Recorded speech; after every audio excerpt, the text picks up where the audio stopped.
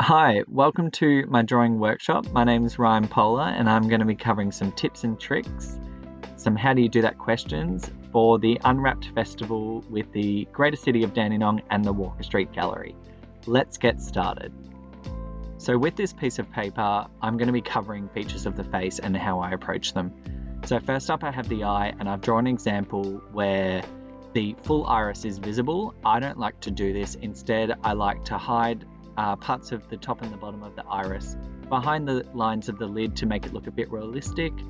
I bring in some quick lines for the eyelashes, some soft lines under the eye, and this is where I can start adding shadows. And then I add the crease of the eye just above, and I make that a bit darker so I can bring in my shading. Now we have the nose, and in my incorrect example, I've drawn the nose quite bulbous with the nostrils as a full circle and harsh lines for the bridge of the nose. This is not great. Instead, what I like to do is like this extended W shape with the nostrils curved in from the sides, and then soft lines on the outside of the nose, and a darker line for the kind of the upper part of the lip where the cupid's bow is, and then just soft lines to show where the highlights are just with basic shapes.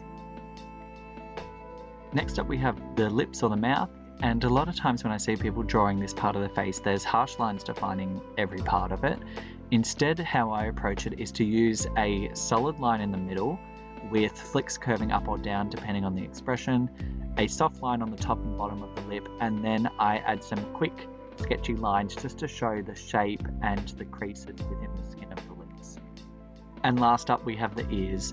In this first example, I've used quite a round C shape and then just brought in basic lines and curvatures for the different parts of the ear.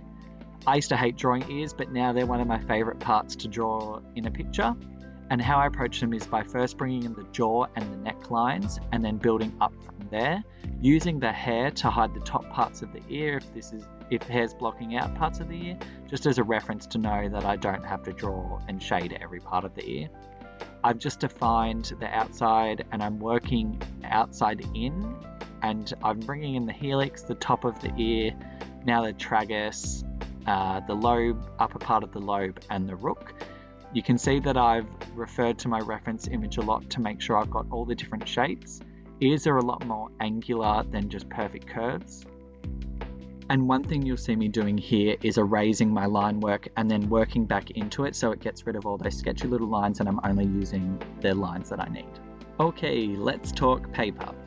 With a ruler pressed firmly, I tear away any excess from the ruled up area that I'm going to be drawing within, and then I use this leftover paper as kind of like a hand stopper on the surface of my drawing paper.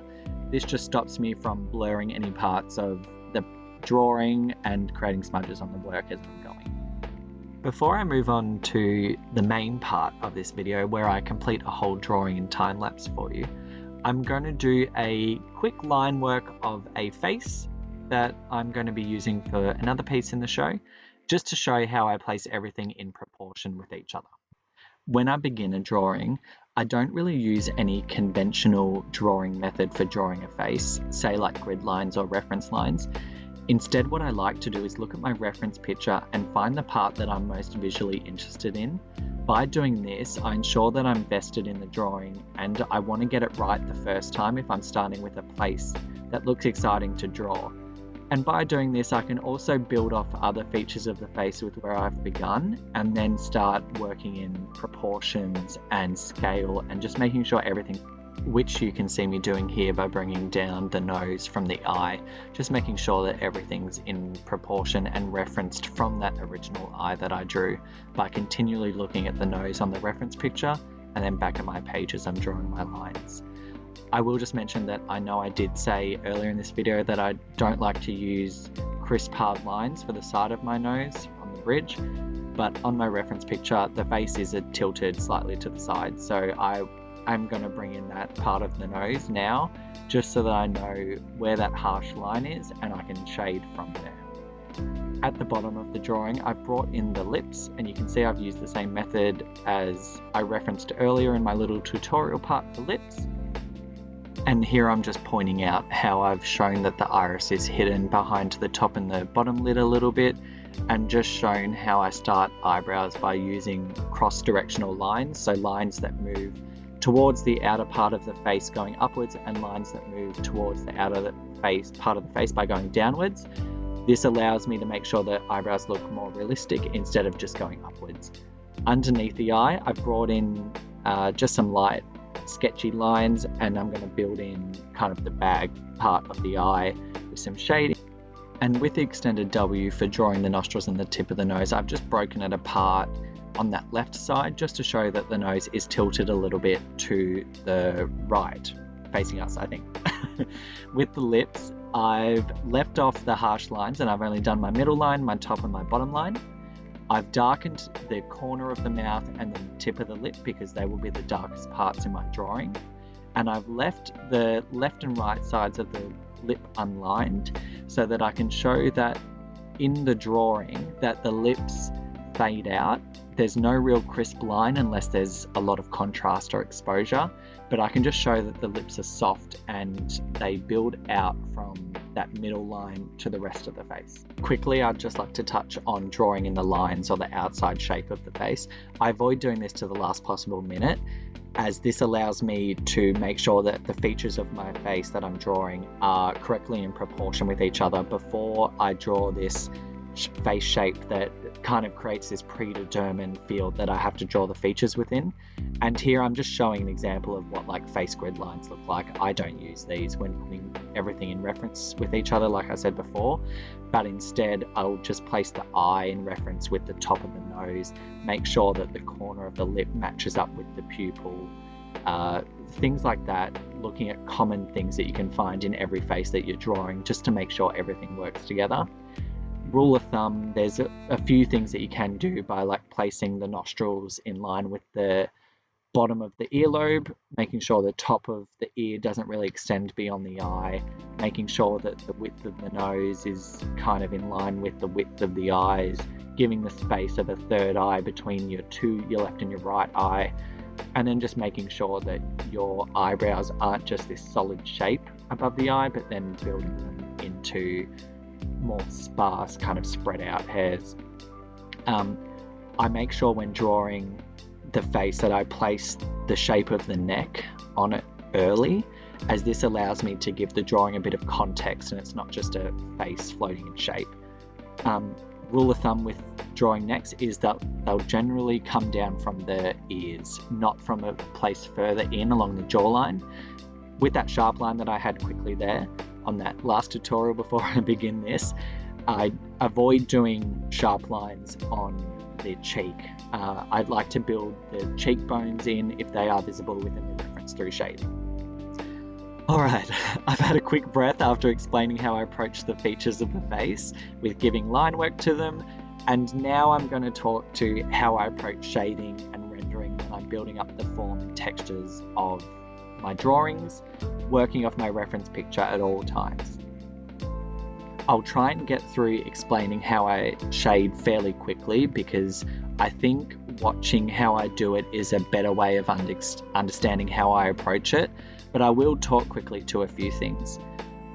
I know before I mentioned that I use like a piece of scrap paper under my hand. I'm not using it here, and that's very naughty of me, but it's very early in the drawing, so I don't have to worry too much about smudging with the side of my hand.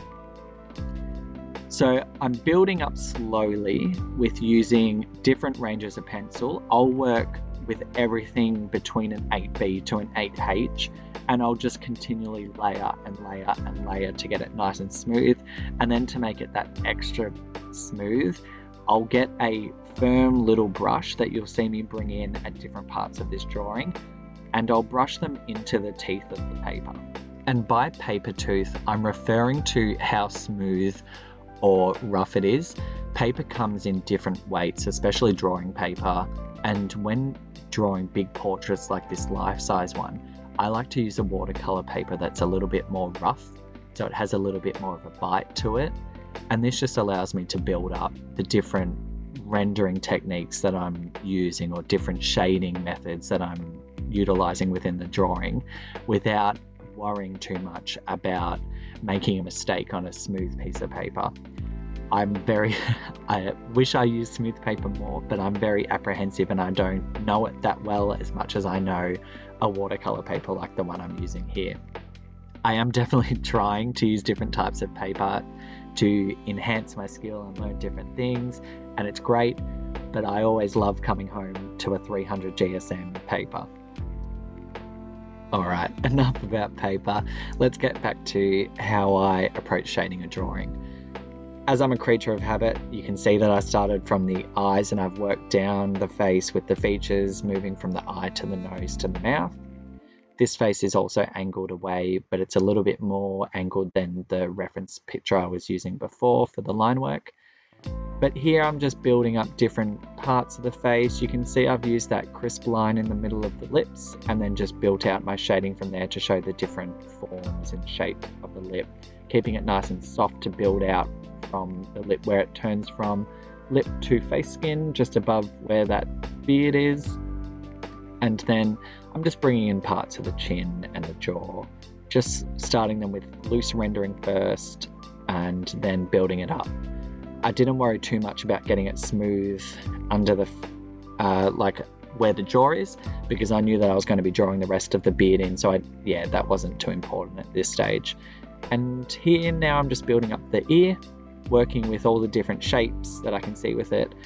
I know I said before I love drawing ears, and I still love drawing ears because there's just so much nuance to them, and you kind of can be a bit more flexible and not worry too much about getting it perfect, because they are often very obscured by other parts of the face, like the hair or how far away, what direction the face is turning, so they do get hidden. But I love drawing them. They're great fun. Here I'm just building in the side of the temple and the cheekbones, and just putting in sideburns and some more of the beard before I keep shading. When I'm approaching the hair, I like to make sure that I work from the face out, if that makes sense. So I draw the hair that is coming onto the face, if it is, and this just gives me a little bit more play with how I'm going to approach the shading for the face as I continually build up the tones and the forms. It also allows me to kind of know how far out I need to push shadows or how close in I need to bring shadows, just making sure I get the shapes of the face correctly the first time, instead of having to go back continually and adjust and then erase and redraw and erase and redraw. In a second you'll see me start bringing in the shading of the hand and just start building up the form and the textures of it. The best advice that I can give with drawing hands and feet is to continually practice. There are so many different ways that the hand can fold and angle, and the same with the feet. And every time this does change, it changes the way the fingers are shaped and the way light falls on the knuckles and the creases and the lines and the folds of the hand. So just make sure you're continually practicing. It's the only way you can get good at it. I remember maybe like 5 or 6 years ago, I was really struggling with drawing hands and feet, and the only way I got better was by practicing and making sure that I was looking at my reference pictures and not drawing what I thought I was seeing. And just here you can see me building up like the knuckles and the side of the hand and the different lines and the shadows that were falling on my reference picture. Sometimes when drawing like sometimes when drawing fingers or like the back of a hand, I'll shade the whole thing first, and then I'll reduce it, so bring it back by erasing parts of that shading to show highlights in like knuckles and fingernails and those kind of parts of the hand. And from here, the rest of my drawing and shading with this piece is very similar to what I've described with doing the features of the face and building them up with layers and layers and making sure I'm smoothing. So the rest of the drawing is just going to show me finishing off this piece, but I will touch on a few more tips and tricks that I have that you can use to approach your drawings. So the first of my extra tips and tricks is that you should continually be practicing if you want to improve on your drawing. The only way you can get better at your skill or your practice is to continually make sure you're working at it and being critical of your own skill to make sure that you're reflecting on what you can improve and what works really well and celebrating that, but then assessing what you can do a little bit better next time, making sure that every drawing you work on is kind of a learning lesson and that can help you build your skill. My second tip is if you are struggling on getting everything correctly proportioned or in scale with your drawing, so say you're drawing a portrait, or it can be something as simple as like a flower or trees or a landscape, I suggest maybe flipping your reference picture and your paper upside down. This can help you just assess what basic shapes build up the image that you're trying to create within your drawing, and it can just help you make sure that everything you're sketching out is in proportion and correctly aligned within the page as you're going along. Thirdly, my tip and trick here is to make sure that you're taking breaks. I know that when drawing, if I'm falling into silly mistakes or pitfalls that I have within my own practice and lazy kind of methods that I have within my drawing, I make sure that I take a break and avoid getting frustrated with myself.